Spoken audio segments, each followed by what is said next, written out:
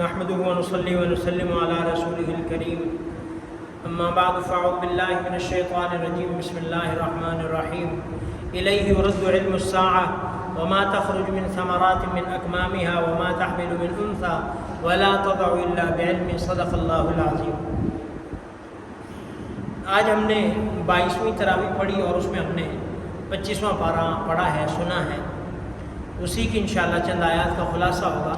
سب سے پہلی آیت میں قیامت کا ذکر ہے، الیہ یرد علم الساعہ، کہ قیامت کا علم اللہ ہی کو ہے۔ یہ عام طور پر جو اس طرح کی اللہ رب العزت قیامت کا اور اسی طرح ان غیب والی چیزوں کا جب ذکر فرماتے ہیں، عام طور پر یہ مشرکین کے سوالوں کا جواب ہوتا ہے کہ آپ جو قیامت کی بات کرتے ہو قیامت کب ہوگی، آپ جو آخرت کی بات کرتے ہو آخرت کب ہوگی، آپ جو عذاب کی بات کرتے ہو عذاب کب آئے گا، فاتنا بما تعدنا ان کنت من الصادقین، فاتنا بما تعدنا ان کنت من المرسلین، کہ آپ سچے ہو تو عذاب لے آؤ، آپ رسول ہو تو عذاب لے آؤ، رسول ہو تو قیامت لے آؤ۔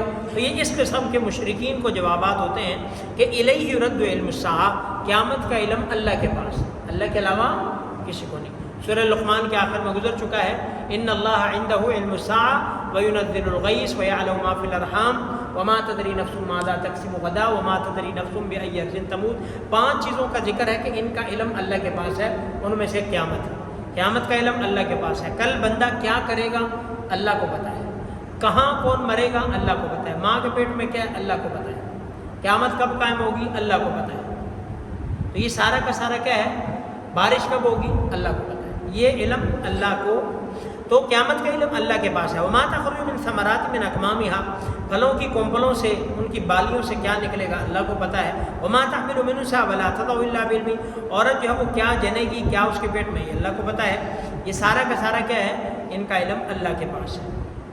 آگے انسان کی کیفیت کا ذکر ہے کہ اگر خوشی آتی ہے تو انسان بڑا خوش ہو جاتا ہے، اترانے لگتا ہے، اور جب تھوڑی سی غم ٹینشن مصیبت آتی ہے تو پھر مایوس ہو جاتا ہے، گلے شکوے کرنا شروع کر دیتا ہے۔ انسان کی نیچر ہے کہ بہت زیادہ خوش ہو تو یہ بغاوت پہ آ جاتا ہے، اترانے پہ آ جاتا ہے، اور ٹھینگے مارنے پہ آ جاتا ہے، اور تھوڑی سی اللہ تکلیف دیتے تو مایوس ہو جاتا ہے۔ پھر تھوڑا سا آ جائے تو سمجھتا ہے سب کچھ میں ہی ہوں، اور تھوڑا سا اللہ لے لے تو کہتا ہے میں تو کچھ بھی نہیں، میں تو کیا ہوں، ایسا مایوس ہوتا ہے۔ تو یہ دونوں حالتیں ٹھیک نہیں ہیں، بلکہ جب آ جائے پھر بھی ایک لمٹ میں رہنا چاہیے، جب اللہ کو پریشانی دے دے پھر بھی ایک لمٹ میں رہنا چاہیے۔ آگے سورہ شورا ہے، الشورا، شورا کا معنی مشورہ بھی ہے، باہمی مشورہ۔ اس کے آگے چل کے آیت نمبر 38 میں 38 میں مشورے کا ذکر ہے، اس مناسبت سے اس کا نام سورہ الشورا ہے۔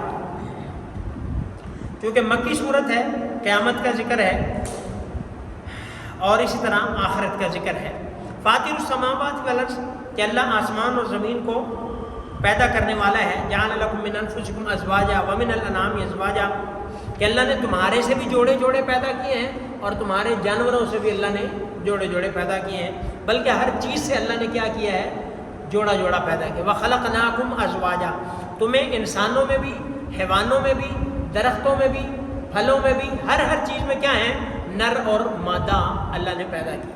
نر اور مادہ ان کی پہچان الگ الگ ہے، لیکن اللہ نے سب کو جوڑے جوڑے پیدا کیے۔ لہو مخالد السماوات والارض، آسمان اور زمین کی چابیاں اس کے پاس ہیں۔ یبسط الرزق لمن یشاء ویقدر، جس کا چاہے رزق تنگ کر دے، جس کا چاہے کشادہ کر دے، وہ مالک کی مرضی ہے۔ آگے وہ آیت ہے، والذین استجابوا لربهم واقاموا الصلاۃ وامرهم شورى بینہم، کہ ایمان والوں کی اور اللہ پر توکل کرنے والوں کی جو صفات ہیں کہ وہ نماز قائم کرتے ہیں اور ان کے باہمی معاملات جو مشاورت کے ساتھ ہوتے ہیں۔ مشورہ کر لینا یہ سنت عمل ہے، مشاورت کرنا، استخارہ کرنا اور مشورہ کرنا یہ سنت عمل ہے۔ کوئی بھی کام کرنے سے پہلے استخارہ کر لینا۔ استخارے کا ایک عام جو ہمارے ذہنوں میں تصور ہے نا، وہ یہ ہے کہ کوئی بڑا ہی نیک بندہ ہو، بڑا ہی اسپیشل طریقے سے اور بڑی ایک مخصوص کیفیت کے ساتھ غسل کر کے، نماز پڑھ کے، 2 نفل پڑھ کے، سو کے، دائیں طرف لیٹ کے اور فلاں کر کے، ایک لمبا چوڑا ہمارے ذہنوں میں اس کا ایک کنسیپٹ ہے استخارے کا۔ اسی لیے لوگ خود نہیں کرتے، کہتے ہیں جی فلاں سے کرواؤ، اور بلکہ ایڈ بھی چلتے ہیں آج کل تو جی استخارہ ہم سے کروائیں۔ حالانکہ استخارہ جس کا مسئلہ پرابلم ہے، استخارہ اسی کو کرنا ہے۔ اور استخارے کا مطلب کوئی نئی چیز دریافت نہیں کرنی ہوتی، استخارے کا مطلب ہوتا ہے 2 چیزوں میں سے ایک کو منتخب کرنا۔ مثال کے طور پر بچے بچی کا رشتہ کرنا ہے، دو گھر سامنے آ رہے ہیں، یہ دو رشتے لینے والے سامنے آ رہے ہیں، دو ہیں، دونوں میں سے اب آپ فیصلہ نہیں کر پا رہے، آلموسٹ سیم کوالٹی ہیں، سیم ساری چیزیں ہیں، 19-20 کا فرق ہے، آپ ڈیسائیڈ نہیں کر پا رہے، کہیں پہ ایک جو ہے وہ پوائنٹ پلس ہے، کہیں پہ دوسرا پلس ہے، کہیں پہ ایک نیگیٹو ہے، کہیں یعنی کہ بالکل نا کوئی تقریباً سیم اب کیا ہے کہ استخارہ کر لو. یا اسی طرح کوئی بھی کام کرنا ہے، کوئی دو کاروبار ذہن میں آ رہے ہیں، اب بندہ شش و پنج میں یہ کر لوں، کچھ اس کے نیگیٹو امپیکٹس ہیں، کچھ اس کے نیگیٹو ہیں، کچھ اس کے پازیٹیو ہیں، کچھ اس کے، یعنی کہ دونوں کی چیزیں جو ہے وہ سامنے برابر ہی آ رہی ہیں 19-20 کے فرق کے ساتھ. اب بندہ جو ہے وہ ڈبل مائنڈڈ ہے، کنفیوز ہے، کیا کروں، تو اب استخارہ کر لیں. اسی طرح کوئی بھی چیز آپ خریدنے جاتے ہیں، کچھ بھی کرتے ہیں، استخارہ کر لیں. اب استخارہ کریں کیسے؟ یہ تو بہت بڑا لمبا چوڑا عمل ہے، نہیں، ہمیں غلط سمجھایا بتایا گیا ہے، یا ہم نے خود سے ازیوم کر لیا ہے کہ بڑا لمبا، کچھ بھی نہیں ہے، دعا ہے. استخارہ کا مطلب کیا ہے؟ خیر طلب کرنا. یا اللہ جو یہ دو رشتے ہیں، یا اللہ اس میں سے جو بہتر ہے میرے بچے بچی کے لیے، یا اللہ تو وہ آسان فرما دے، وہ آسان کر دے، وہ طے کروا دے، وہ ہمارے مقدر کر دے، اور جو نہیں ہے اس کو دور کر دے، مشکلات پیدا کر دے، ہم سے ہمارا دل ہٹا لے اور جو وہ ختم کر دے. تو یہ دعا ہوتی ہے، اردو میں بھی کر سکتے ہیں، عربی میں بھی دعا ہے. اور یہ دعا کر کے 2 نفل پڑھ لیں، دعا کر لیں اللہ سے، یا اللہ یہ معاملہ اس طرح کر دیں. 1 دن 3 دن 5 دن 7 دن یہ عمل کریں، اس کے بعد جو اللہ شرح صدر فرمائے وہ کر لیں، پھر اللہ خود اس میں خیر رکھ دیں گے.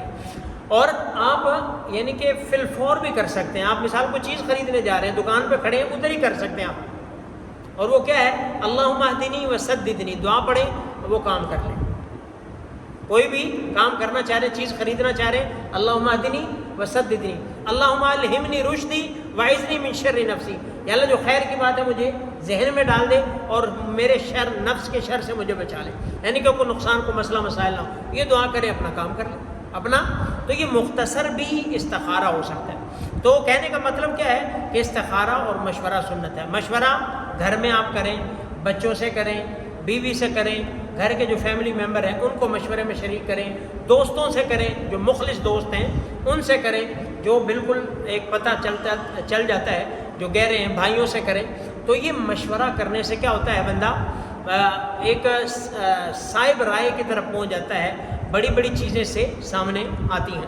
تو بہرکیف اللہ کے پاک پیغمبر علیہ السلام نے مشورہ کیا. گھریلو معاملے میں جو فیملی میٹر ہوتے ہیں ان میں بھی آپ علیہ السلام نے مشورہ کیا، صحابہ سے مشورہ کیا، اپنی بیویوں سے بھی مشورہ کیا. بلکہ ایک موقع پر آپ علیہ السلام جب سن 6 ہجری میں عمرۃ القضاء ہوا، جب وہ مسلمانوں کو عمرے سے روک دیا گیا تھا، اس کے بعد پھر عمرہ قضا کیا تھا، تو اس وقت مسلمان احرام چونکہ باندھ کے گئے تھے، عمرے کی نیت سے گئے تھے، تو انہوں نے عمرے سے روک دیا. تو آپ علیہ السلام نے ان کے ساتھ صلح کی، واپسی کا ارادہ کیا.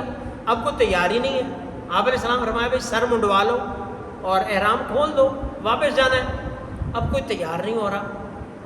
آپ علیہ السلام خیمے میں تشریف لے گئے. آپ کی زوجہ تھی سیدہ ام سلمہ رضی اللہ تعالیٰ عنہ، ان سے کہا کہ کوئی تیار نہیں ہو رہا. کیونکہ آپ علیہ السلام نے کوئی حکم نہیں کیا تھا، ویسے جس طرح ہوتا ہے.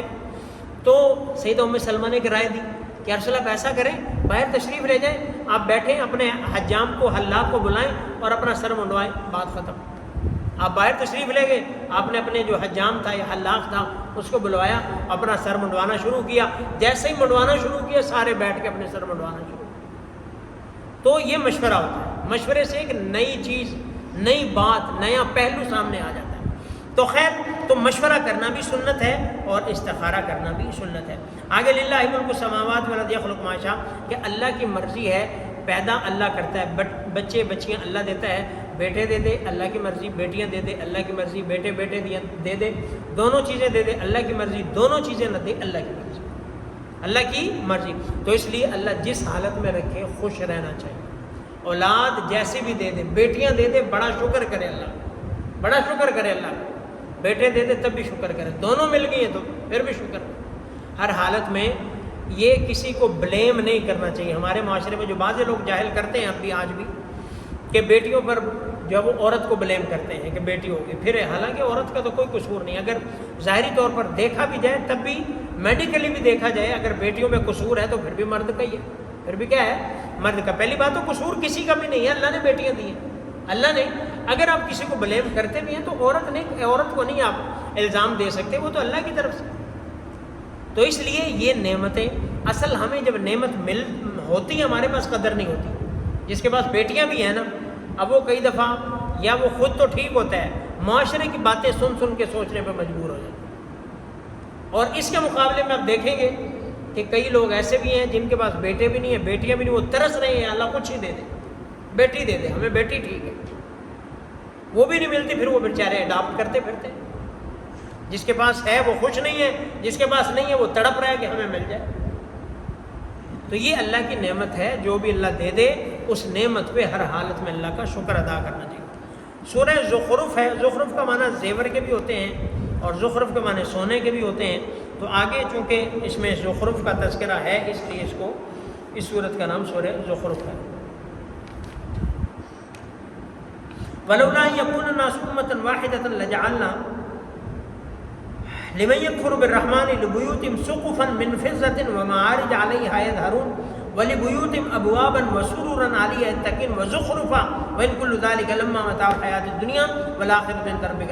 اللہ نے فرمایا کہ اگر یہ ڈر نہ ہوتا نا کہ یہ لوگ بھاگ کے کافر ہوں گے تو کافروں کو میں اور دیتا, ان کے گھر سونے کے کر دیتا, ان کی چھتیں سیڑھیاں سونے چاندی کی کر دیتا. لیکن یہ ہے کہ لوگ مرتد ہوتے چلے جائیں, مرتد ہوتے چلے جائیں گے. لجعلنا لمن یکفر بالرحمن, جو رحمان کا کفر کرتے ہیں میں ان کے گھروں کی چھتوں کو چاندی کا اور سیڑھیوں کو چاندی کا بنا دیتا. ولبیوتہم ابوابا وسر, ہر چیز گھر دروازے, کیونکہ اللہ کے ہاں اس کی کوئی ویلیو نہیں ہے, ویلیو نہیں ہے کہ فلاں کے پاس اتنا ہے, فلاں کے پاس یہ ہے. اگر اس کے پاس ایمان کی دولت نہیں ہے, سونے کے گھر میں بھی رہتا ہے تو زیرو ہے, وہ زیرو ہے. اللہ کہتا ہے میں تو اور دے دیتا ہوں انہیں, لیکن تم جو ہے وہ للچا جاؤ گے اور تم اپنے ایمان کو کم سمجھنا شروع کر دو. تو اس لیے جو اللہ نے دیا ہے ایمان کے ساتھ اس کو جو ہے وہ ملٹیپلائی کیا کریں. جو اللہ نے دیا ہے اس کو ایمان کے ساتھ ملٹیپلائی کریں, پھر دیکھیں آپ کی ویلیو کہاں جاتی ہے. جب وہ ویسے ہی سوچتے رہتے ہیں یار اس کے پاس اتنا, اس کے پاس اتنا, یہ ہے فلاں ہے, دیکھیں بھائی ایمان بھی ہے کہ نہیں. ایمان نہیں ہے تو اس کا تو سونا چاندی ہیرے جواہرات کچھ بھی نہیں. تو خیر, تو یہ آزمائش ہے ساری کی ساری, اس میں کوئی ٹینشن لینے والی بات نہیں ہے. آگے سورہ دخان ہے. مشرکین پر ایک دفعہ آیا تھا قحط, ایسا قحط آیا کہ مردار کھانے پر مجبور ہو گئے اور آسمان بھوک کی وجہ سے آسمان کی طرف دیکھتے تھے تو ان کو دھواں نظر آتا تھا. اگر بندے کو زیادہ بھوک لگی ہو نا, بہت زیادہ بھوک لگی ہو تو آنکھوں کے سامنے اندھیرا آنا شروع ہو جاتا ہے, ایسا عجیب کیفیت ہو جاتی ہے. تو وہ بھوک سے قحط سے ان کے سامنے ایسے جیسے دھواں چھایا ہوا ہے.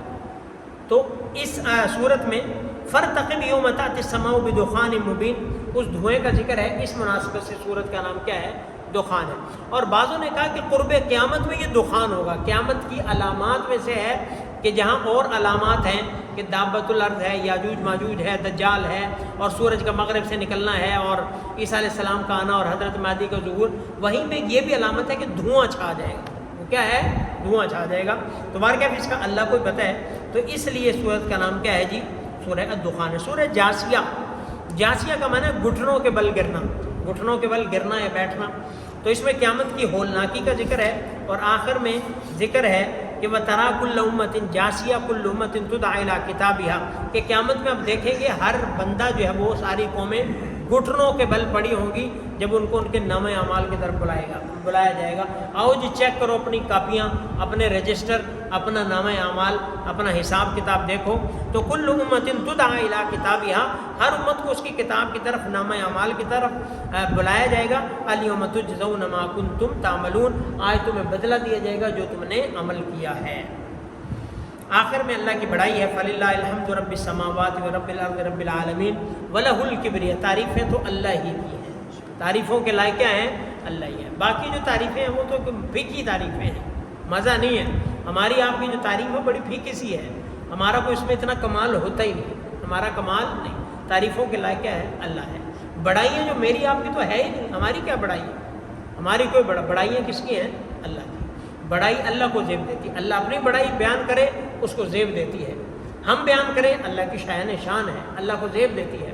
اللہ اپنی حمد بیان کرے اللہ کی شان ہے, ہم بیان کریں اللہ کی شان ہے. لیکن ہم اگر اپنی بڑائی بیان کریں, اپنی حمد, اپنی تعریفیں کریں تو نہیں, اپنے منہ میاں میٹھو, ہمیں زیب ہی نہیں دیتا, اچھا ہی نہیں لگتا. اور معاشرے میں ہم اس بندے کو بھی اچھا نہیں سمجھتے جو اپنی بڑھائیاں اپنی بڑھ کے مارتا رہے. ہم کہتے ہیں اپنی بڑھ کے مارتا رہتا, اپنی بڑھائیاں اپنی بڑھ کے, اپنے منہ میاں میٹھو بنا رہتا ہے, تو ہم معاشرہ بھی اس کو اچھا نہیں سمجھتا.